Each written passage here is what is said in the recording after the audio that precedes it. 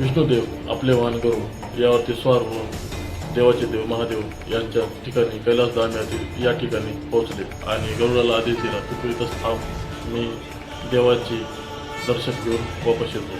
ज्यावेळेस विष्णुदेव महादेवाकडे निघाले त्यावेळेस गरुडदेव जे कैलासचे सौंदर्य आपल्या डोळ्यामध्ये पाहत होते आणि त्या क्षणी त्यांच्या बाजूला एक चिमणी बसलेली होती आणि त्या क्षणी यमदेव तिथे प्रकट झाले आणि यमदेवाने त्या चिमणीकडे एक वेगळ्या नजरेने पाहिले.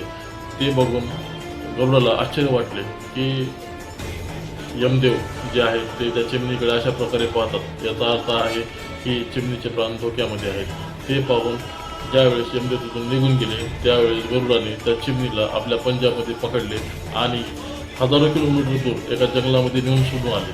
मित्रांनो, गरुडाला त्या चिमणीवर दया आहे म्हणून त्यांनी ते कामकार्य केले आणि वापस आले. वापस आल्यानंतर यमदेव तिथंच थांबलेले होते आणि ते पाहून यमदेवाला प्रश्न विचारला गरुडाने की देवा, तुम्ही त्या चिमणीकडे या नजरेने का पाहत होता? यमदेवाने म्हटले की अरे, त्या चिमणीचा प्राण तरी हजारो किलोमीटर दूर एका जंगलामध्ये एका नागाच्या चावल्याने तिचा मृत्यू होणार होता. ती चिमणी एवढ्या कमी वेळामध्ये इतक्या किलोमीटर लांब एका जंगलात कशी जाईल, मी ह्याचा विचार करत होतो. मित्रांनो, त्याच वेळेस गरुडाला कळले की ज्याचा मृत्यू जिथं लिहिलेला असतो तिथंच होत असतो. तर मित्रांनो, तुम्हाला काय वाटतं कमेंट करून सांगा. हर हर महादेव.